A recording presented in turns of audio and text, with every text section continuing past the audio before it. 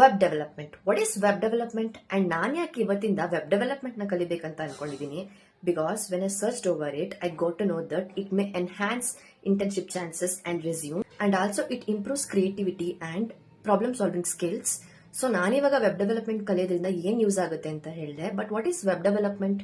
ನನಗೂ ಕೂಡ web development ಅಂದ್ರೆ ಗೊತ್ತಿರಲಿಲ್ಲ, ಬಟ್ ನಾನು ತಿಳ್ಕೊಂಡೆ ವೆಬ್ ಡೆವಲಪ್ಮೆಂಟ್ ಅಂದ್ರೆ ಏನಂತ. ಸೊ ನಾನೇನ್ ತಿಳ್ಕೊಂಡಿದ್ದೀನಿ ಅದನ್ನ ಇವತ್ತು ನಿಮ್ಮ ಹತ್ರ ಶೇರ್ ಮಾಡ್ತಿದ್ದೀನಿ. ಅಂಡ್ ನಾನು ಈ ವೆಬ್ ಡೆವಲಪ್ಮೆಂಟ್ ಚಾಲೆಂಜ್ ನ 8 days ತಗೋತಿದ್ದೀನಿ. 8 days ಅಲ್ಲಿ ನಾನು ವೆಬ್ ಡೆವಲಪ್ಮೆಂಟ್ ಕೋರ್ಸ್ ನ ಕಂಪ್ಲೀಟ್ ಮಾಡ್ತೀನಿ.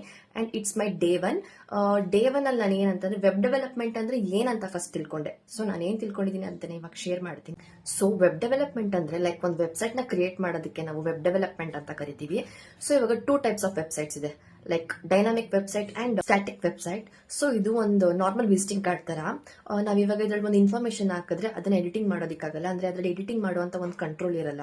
ಸೊ ವಿಸಿಟಿಂಗ್ ಕಾರ್ಡ್ ತರ ಸಿಂಪಲ್ ಆಗಿ ಬೇಕಾಗಿರುವಂತ ಇನ್ಫಾರ್ಮೇಶನ್ ಇರುತ್ತೆ. ಸೊ ಇದು ಬಂದು static website. Next dynamic website. Dynamic website ಅಲ್ಲಿ ನಮಗೆ ತುಂಬಾ ಇಂಟರಾಕ್ಟಿವ್ ಇರುತ್ತೆ ಅಂಡ್ ನಾವು ಯಾವುದೇ ರೀತಿ ಇನ್ಫಾರ್ಮೇಶನ್ಸ್ ನ ಅಲ್ಲಿ ಎಡಿಟ್ ಮಾಡಬಹುದು.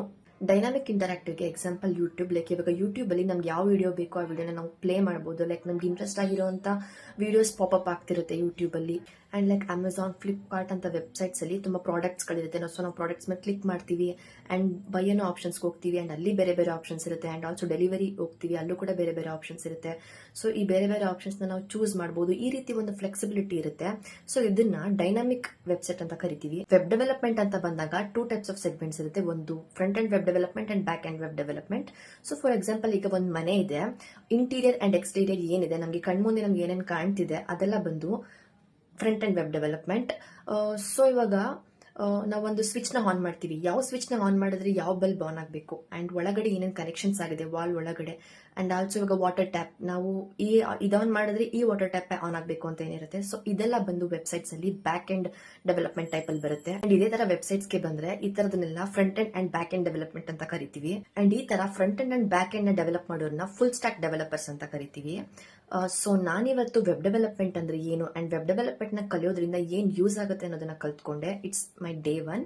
ಅಂಡ್ ನಾನು ನೆಕ್ಸ್ಟ್ ನಾನು ಡೇ 2 ಅಲ್ಲಿ ಏನೇನು ಕಲಿತೀನಿ ವೆಬ್ ಡೆವಲಪ್ಮೆಂಟ್ ಕೋರ್ಸ್ ಕಲಿಯುವಾಗ ಅನ್ನೋದನ್ನ ನೆಕ್ಸ್ಟ್ ವಿಡಿಯೋದಲ್ಲಿ ನಿಮ್ಮ ಹತ್ರ ಶೇರ್ ಮಾಡ್ತೀನಿ.